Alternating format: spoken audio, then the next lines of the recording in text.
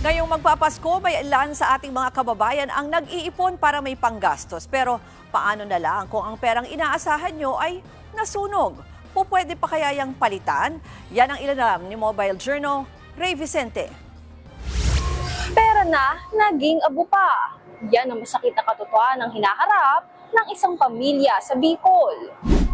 Tanghaling tapat ng magulantang ang pamilya Espela dahil sa narinig na pagsabog sa loob ng kanilang bahay. Nakita po nila na nag-aapoy na po yung ibabaw ng Durabox. Pang-spray po sa sugat ng hayop.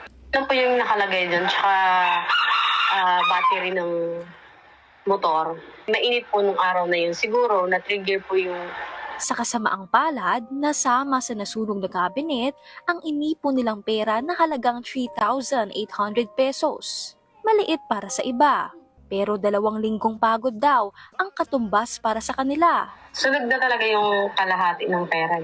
Alam mo, susunog po tayo ng papel. Yung ganong texture na lang. 2 weeks na trabaho ni Papa. Yun po yun, yung naubos ko.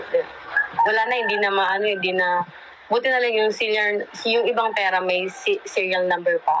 Sa Bangko Sentral ng Pilipinas Circular 829 Series of 2014, may mga pamantayan sa pagpapalit ng nasira o mutilated na pera. Ang size ay kailangang may natirang 60% o 60% ng nasirang pera.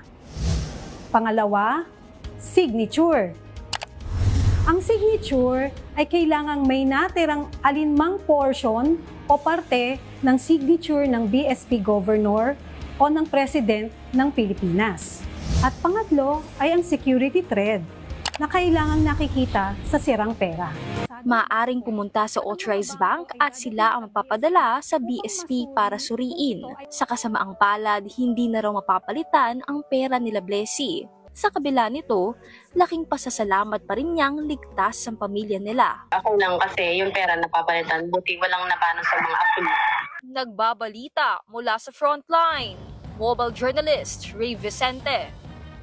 Mga kapatid, Ruth Cabalco, para sa mabilis na pasada ng mga balitang dapat niyong malaman, mag-follow at mag-subscribe sa social media pages ng News 5.